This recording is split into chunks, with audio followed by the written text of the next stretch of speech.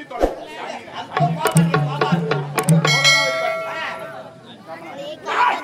எனக்கு விடுதா வரண்டி நீ ஏன் இவ்வளவு கால தாமதமாக வருகிறாய்? ஏண்டா யார் பாக்கட்டும் பிள்ளைங்க வேஷம் பார்த்தோம் மன்னர் வேஷம் பார்த்தோம் ஏண்டா அவளை நேரம் அது சாதாரணமா கேட்டுருங்க.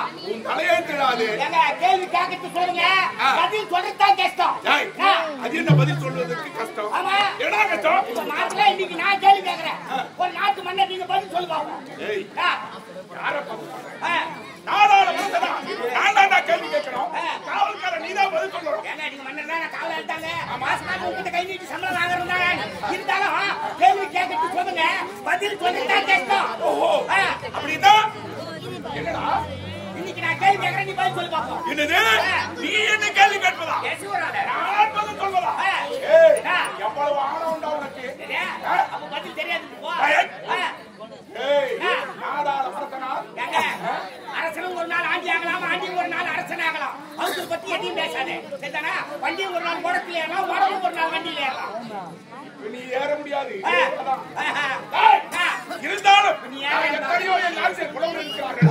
அத்தனை புலவர்களுக்கும் கேட்ட கேள்விகளுக்கு பதில் சொல்லியிருக்கேன். சாதாரண காவல்காரன் நீ கேட்டா நான் பதில் சொல்ல மாட்டேனா? இல்லை சாதாரண காவல்காரன் கேள்வி கேட்கட்டுமா? கேளு. 29 மா வரணுங்க. 29 அந்த 29 மா வரணும். அந்த கேள்வியிலே பொருள் அடக்க எல்லாமே அதிலே அடங்கிஇருக்கணும். ஆமா பொருள் பதில் எல்லாமே அதிலே அடங்கிஇருக்கணும். அது என்னடா கேள்வி? கேட்கட்டுமா? 29 மா வரணும். ஆமா அதே அடங்கி இருக்கணும். சரி கேளு. கேட்கட்டுமா? இப்ப நாளைக்கு உங்களுக்கு என்ன மரியாதை பக்கத்துல அதெல்லாம் அண்ணன் எங்க அண்ணிக்கிறாங்க நீங்க இருங்க. ஆமா வீட்டுல 2 பேர் இருங்க. ஒரு நாளைக்கு 3 வேளை சாப்பாடு சாப்பிடணும்னா எவ்வளவு ஆச்சு போட்டு சோறாங்க? ஏய் என்னடா இது? நாங்கள் இருப்பது இருவருக்கும் ஒரு கையரிசி இருந்தா போதுண்டா. 3 வேளையே தள்ளிடுவோம். கையரிசி குன்றால் 100 ரூபாய் சாப்பாடு கொடுத்தாங்க. என்ன 100 ரூபாய்க்கு சாப்பிடுற 2 இட்லி கொடுத்து மீதி 90 ரூபாய் பையில போட்டு வரோம். வரல பூரா போட்டாக்கா சரி உங்க கணக்கிலே வருவோம். 2 பேருக்கு ஒரு கையரிசி போட்டு சோறாக்குனாக்கா 3 வேளைக்கு சாப்பிடலாம். ஆமா திடீர்னு விருந்தாளி வந்துட்டாங்கயா அந்த என்ன பண்ணுவேன்? அந்த கையரிசி அரிசி போட்டு சோறாக்குனா வர்ற விருந்தாளிக்கு அந்த சோறு பத்துமா? என்னடா இது? ஏண்டா எனக்கு ஒன்றும் புரியவில்லையே. ஏங்க கையரிசி சோறு பத்துமா? பத்தாது. பத்துமா? பத்தாதுடா. ஐயோ பத்துமாயா? பத்தாதுடா. உமா தாலியா இருக்கா? பத்துமா? பத்துமா? ஓஹோ 3 4 5 6 7 8 9 10 பத்துமா? புரிந்து கொண்டேன். ஐயா பத்துமா நீ லேடி பிக்கப் பண்ணிட்டியா? உட்காரு. பத்துமா வந்துச்சா? வந்தது. இருந்தா போய் சொல்லி எவ்வளவு கஷ்டமே.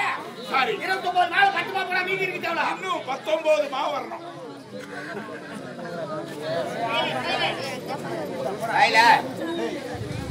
மீதி 19 மா வரணும். ஆமாண்டா. எங்க ஊர்ல ஒரு சின்ன பையன் ஐயா அந்த பையனுக்கு தேன் மேல ரொம்ப ஆசைங்க. தேன் மேல ஆசை. ஒரு தென்னை மரத்துல தேன் கட்டிக்குது.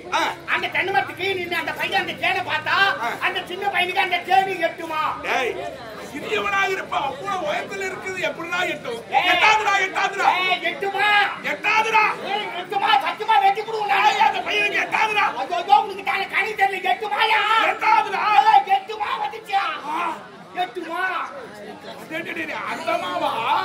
இல்ல உப்புமா. சரி 8 மா. அந்த பையனுக்கு 8 எட்டுமா வந்துச்சா? அது ஒரு 10 இது ஒரு 8 12 வந்துருது. மீதி இருக்குது இன்னும் இருப்பது 11 மா. 11 மா. இப்ப உங்க வீட்ல வந்து எலி இருக்குது. ஆமா எங்க வீட்ல வந்து பூனை இருக்குது. உங்க வீட்டு எலிய பார்த்து எங்க வீட்டு பூனை 5 மா. ஏய் அது எப்படிடா பூனை 5? அது 5ஆதுடா. 5 மா. 5ஆதுடா. 5 மாயா? எலிக்கு பார்த்து பூனை 5ஆதுடா. அம்மா காலையில வண்டியில போகும்போது பிரேக் கட்டி தீனி பண்ணி தூக்கி முன்ன சாவ வச்சிருவேன். 5 மா. 5ஆதுடா. 5 மா வந்துச்சியா? அந்த மாவா? எப்படி தாண்டி மன்னர் ஆடிய செடிய? 5 மா. 5 மா வந்துச்சு. 5 மா போனா வந்துதுன்னா தண்ணி எடுத்துட்டு போ. தெரிந்து கொண்டே 11 மாவுல 5 மா வந்துச்சு மீதி இருக்குது. மீதி இருக்குது. இன்னும் 6 மா. 6 மா வரணும். ஐயா இப்ப நான் வந்து நீங்க மன்னர் நான் காவலாளிங்க. ஆமா நான் வந்து கதை சொல்லிக்கிறேன் நீங்க கதை கேட்டுக்கிறீங்க. ஆமா கேள்வி கேட்கறது நானும் பதில் சொல்லிட்டு நீங்க நான் எது சொன்னாலும் கோவப்படக்கூடாது. கேட்டானா கோவப்பட்டு என்ன அடிக்கூடாதுங்க. இல்ல அடிக்க மாட்டேன் கோவம் பட மாட்டேன். அப்படிதான் இருக்கணும். அப்படின்னா யாருக்கும் பிரச்சனை இல்லை. சரி இப்போ உன் மண்டாட்டி ஜவுரியா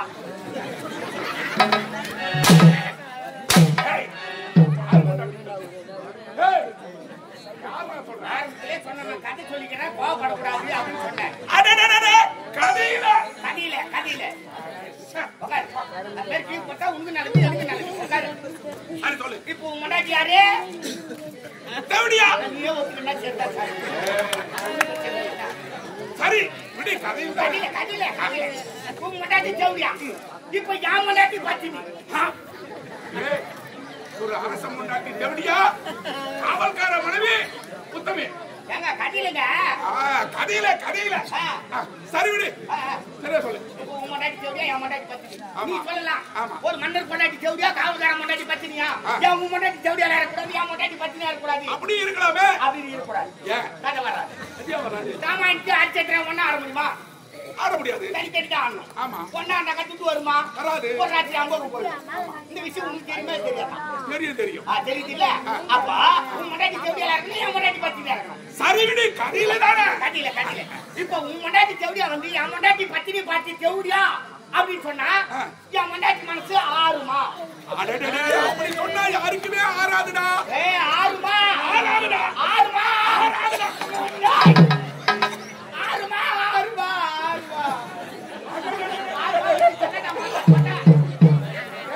ஆறுமா வந்துச்சு பல்லாரி ஆறுமா வந்துச்சா?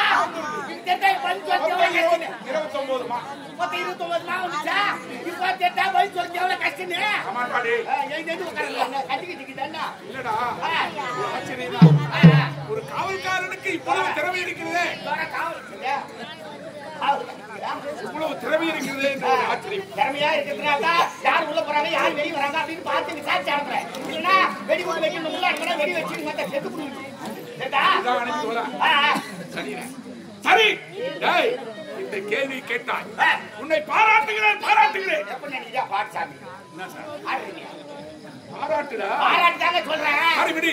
டேய், இந்த குமரி நாட்டிலே குமரேச மன்னனன்று சிறப்பான ஆட்சி புரிந்து வருகிறேன். நமது நாட்டில் ஏதாவது குறை இருக்கிறதா? தங்கள் ஆட்சியில முறையிட்டு பார்த்தாலும் குறை என்பதே சொல்ல முடியாது. கேட்டாலும் குறை என்பதே இல்லை. வராது. என்பதே இல்லை. ஆமாங்க. சரி, நாட்டின் விருப்பத்தை கேட்டு ஆமா. மகிழ்ச்சியோடு உரைத்தார். ஆமாங்க. என் வீட்டு பிரச்சனைக்கு ஒரு பிரச்சனைக்கு வந்து தாங்க ஆகும். ஆமா. டேய். உன் பொண்டாட்டி நல்லா இருக்குதா? என் மனைவி நல்லா இருக்குதா? என் பசங்க நல்லா இருக்குதா? என் பசங்க நல்லா இருக்குதா? நம்ம வீட்டு என்ன பருப்பு? கூட்ட கருவாடு வருவா? என் வீட்டு மீன் வருவா? மீன் குழம்பு தான் விசாரிக்கணுமா? மாசம் தம் கட்டிக்கிட்டு என் வீட்டு பிரச்சனை எனக்கு திருமணம் நடந்து என் மனைவி நானும் ஒன்று சேர்ந்து ஒரே ஒரு பெண் குழந்தை பெற்றெடுத்தோம். சொல்லிட்டு நான் கொடுத்துக்க மாட்டேன். நீங்க ஆண்டவன் நான் வேண்டிக்கிட்டு ஐயா இன்னொரு குழந்தை பிறந்தா ஆண்டவன் வேண்டிக் கொண்டிருப்பான். ஆமா ஆமா. இந்த பெண் குழந்தை பிறந்த உடனே என் மனைவி இறந்து விட்டார். பாவம் நல்லவங்களா போய் சேர்ந்துட்டாங்க.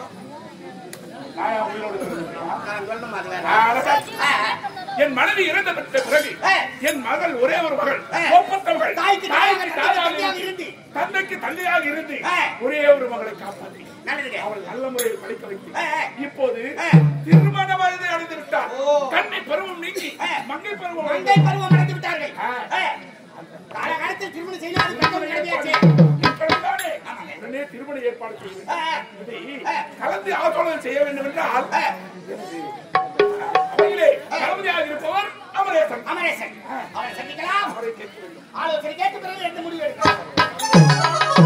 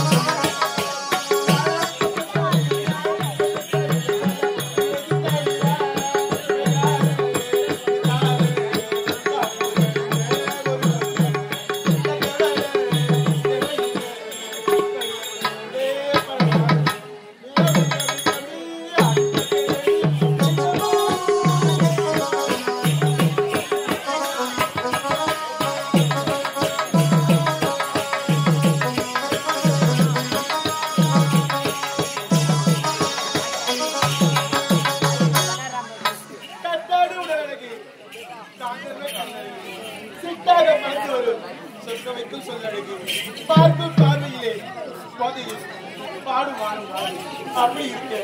இந்த குமரி நாட்டை அனுப்பிய மன்னருக்கு ஒரே வகையாக ஒப்பற்றவர்களாக அவரங்கி சில பேர் பெற்று சீர சிறப்பாக தந்தை சென்று தந்தை சந்திக்க வேண்டும், பவி சந்திக்க வேண்டும்.